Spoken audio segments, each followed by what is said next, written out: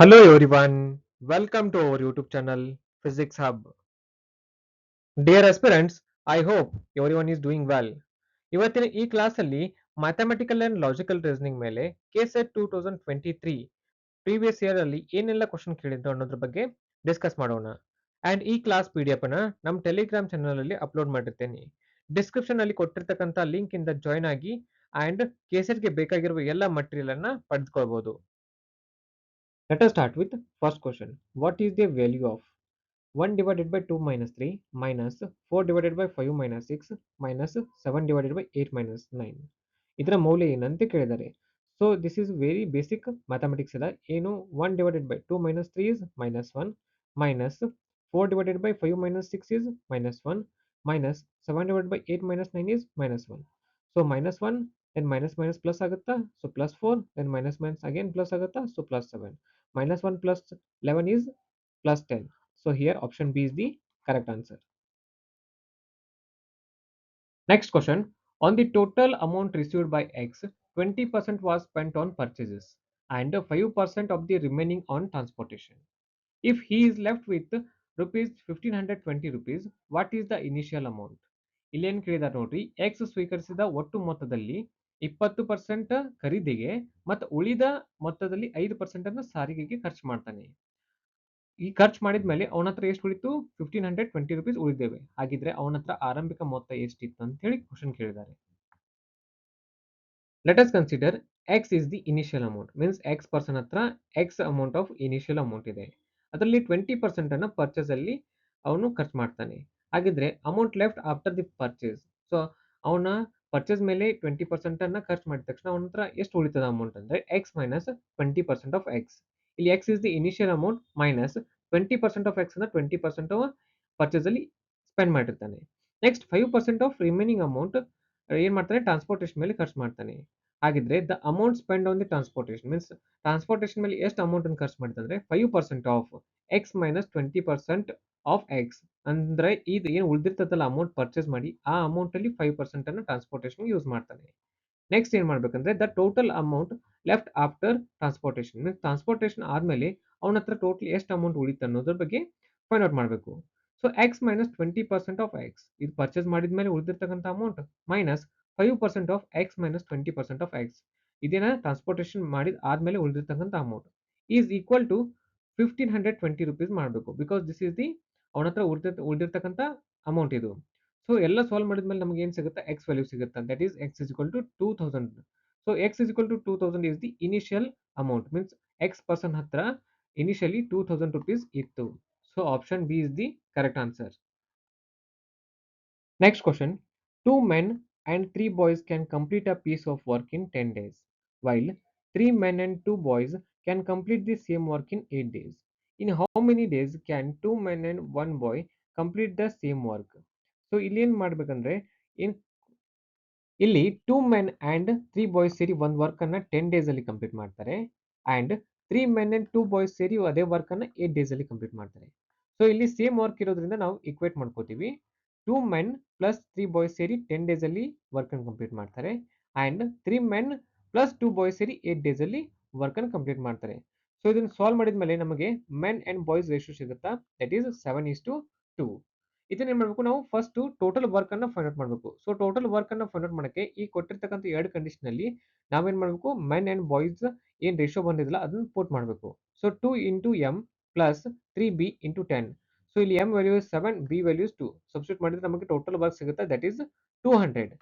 ನಮಗೆ ಏನ್ ಕ್ವಶನ್ ಅಲ್ಲಿ ಏನ್ ಕೇಳಿದಾರೆ ಅಂದ್ರೆ 2 men and 1 boy ಸೇರಿ ಆ ವರ್ಕ್ ಅನ್ನ ಎಷ್ಟು ಡೇಸ್ ಅಲ್ಲಿ ಕಂಪ್ಲೀಟ್ ಮಾಡ್ತಾರೆ ಅಂತ ಕೇಳಿದ್ದಾರೆ. ಫಸ್ಟ್ ಆಫ್ ಆಲ್ ನಾವು ಏನ್ ಫೈಂಡ್ ಔಟ್ ಮಾಡ್ಬೇಕಂದ್ರೆ 2 men and 1 boy ವರ್ಕ್ ಎಷ್ಟಾಗುತ್ತೆ ಅಂತ ಹೇಳಿ ಫೈಂಡ್ ಔಟ್ ಮಾಡಬೇಕು. So 2 into 7 plus 1 into 2, that is 16. So 2 men and 1 boy work ಎಷ್ಟು 16. ಹಾಗಿದ್ರೆ ರಿಕ್ವೈರ್ಡ್ ಡೇಸ್ ಮೀನ್ಸ್ ಒಂದು ಕೆಲಸವನ್ನು ಕಂಪ್ಲೀಟ್ ಮಾಡಕ್ಕೆ 2 men and 1 boy ಎಷ್ಟು ಡೇಸ್ ತಗೋತಾರೆ ಅಂದ್ರೆ total work divided by 2 men plus 1 boy work, that is 200 by 16, that is 12.5 days. So ಇಲ್ಲಿ ಏನಾಗುತ್ತೆ, option C is the correct answer. And same question ಅನ್ನ 2017 ಅಲ್ಲಿ ಕೇಳಿದ್ದಾರೆ. So work problem is very much important for your KSET exam. Next question. Answer the following question on the basis of the information given below. 4 security guards P, Q, R, and S have been posted at the four corners of the huge cashew plantation farm as shown in the above figure. From the original position, P and R move diagonally to opposite corners and then one side each in clockwise direction. Which of the corner is unmanned at the moment? So ಇಲ್ಲಿ ಏನು ಕೇಳಿದಾರೆ ನೋಡ್ರಿ, question ಈಸಿಯಾಗಿ understand ಮಾಡ್ಕೊಡ್ರಿ. P Q R S four security guards ಇದ್ದಾರೆ, ಒಂದು ತೋಟದ ರಕ್ಷಣೆ ಮಾಡ್ತಿದ್ದಾರೆ. ಪಿ ಅಂಡ್ ಆರ್ ಫಸ್ಟ್ ಏನ್ ಮಾಡ್ತಾರೆ, ಡಯಾಗ್ನಲಿ ಮೂವ್ ಆಗ್ತಾರೆ, ದೆನ್ ಕ್ಲಾಕ್ವೈಸ್ ಡೈರೆಕ್ಷನ್ ಅಲ್ಲಿ ಒಂದು ಸ್ಟೆಪ್ ಮೂವ್ ಆಗ್ತಾರೆ. ಹಾಗಿದ್ರೆ ಯಾವ ಮೂಲೆಯಲ್ಲಿ ಮಾನವರಹಿತವಾಗಿದೆ ಅಂತೇಳಿ ಕೇಳಿದ್ದಾರೆ. Here P, Q, R, S are the four security guards. So P and R diagonally move ಆಗ್ತಾರೆ. So P ಇಲ್ಲಿದ್ದ R ಇಲ್ಲಿದ್ದ diagonally opposite corner ಗೆ ಮೂವ್ ಆಗ್ತಾರೆ. So opposite corner ಗೆ ಮೂವ್ ಆಗ್ತಾರೆ. So ಈ ಕಾರ್ನರ್ ಅಲ್ಲಿ S and R ಪ್ರೆಸೆಂಟ್ ಇದ್ದಾರೆ, ಇಲ್ಲಿ P and Q present ಇದ್ದಾರೆ. ನೆಕ್ಸ್ಟ್ ಏನ್ ಮಾಡ್ತಾರೆ, R and P clockwise direction ಅಲ್ಲಿ ಒಂದ್ ಸ್ಟೆಪ್ ಮೂವ್ ಆಗ್ತಾರೆ. ಸೊ R ಇದ್ದಿದ್ದು ಇಲ್ಲಿದ್ದು ಇನ್ ದಿಸ್ ಡೈರೆಕ್ಷನ್ ಬರ್ತಾನೆ. So R present in this area and P ಈ ಏರಿಯಾದಲ್ಲಿ ಪ್ರೆಸೆಂಟ್ ಇರ್ತಾನೆ. ಹಾಗಿದ್ರೆ ಯಾವ ಮೂಲೆ ಮಾನವರಹಿತ ಆಗಿದೆ ಅಂತ ಕೇಳಿದರೆ, that is south East is the unmanned area. So option B is the correct answer. Next question. The triangle, square and circle shown below represents urban, hardworking and educated people respectively.